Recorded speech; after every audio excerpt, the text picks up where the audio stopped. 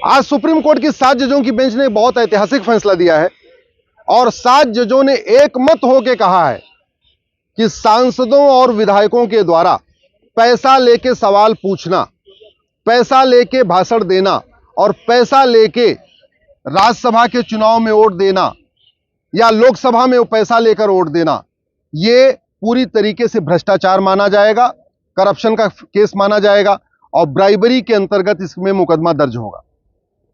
मामला पहले भी आ चुका है। जब नरसिम्हा राव सरकार अल्पमत में थी, उस समय नोटों की गड्डियां लहराई गई थी और वो मुकदमा सुप्रीम कोर्ट तक आया।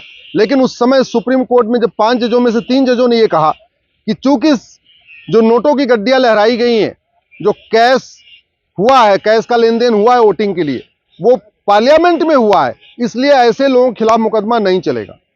उस समय भी 2 जजों ने कहा था कि नहीं, नोटों अगर पैसा लेन देन हुआ है, चाहे वो संसद में हुआ है या विधानसभा में, मुकदमा चलना चाहिए। लेकिन 2 जज कम हुए, माइनॉरिटी थे, 3 जज मेजॉरिटी थे। तो उसके बाद से आज तक जितने भी ऐसे केस आए, कभी भी सांसद विधायक के खिलाफ मुकदमा दर्ज नहीं हुआ। अब आज 7 जजों की बेंच ने एक मत से कह दिया है कि कोई भी सांसद अगर पैसा लेके सवाल पूछता है संसद में, पैसा लेके स्पीच देता है संसद में, या पैसा लेके संसद में वोटिंग करता है, तो उसको कोई इम्यूनिटी नहीं रहेगी, कोई विशेषाधिकार नहीं रहेगा, उसके खिलाफ मुकदमा चलेगा।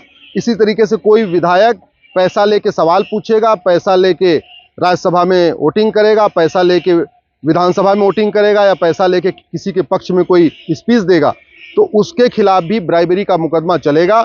जैसे तहसीलदार या पेशकार या हवलदार, थानेदार के खिलाफ मुकदमा चलता है, वैसे ही एमएलए एमपी के खिलाफ भी चलेगा।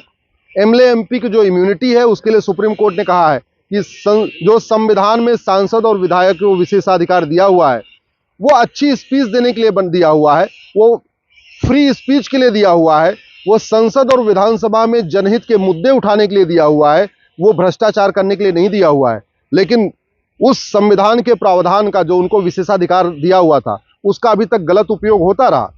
महुआ मित्रा के केस में ये हुआ कि महुआ मित्रा का जब केस ये प्रूव हो गया कि उन्होंने पैसा लेके सवाल पूछा है, तो उनको सस्पेंड तो कर दिया गया, उनकी सदस्यता चली गई, लेकिन महुआ मित्रा के खिलाफ क्रिमिनल केस नहीं शुरू हुआ, महुआ मित्रा के खिलाफ ब्राइबरी वाला मुकदमा दर्ज नहीं हुआ।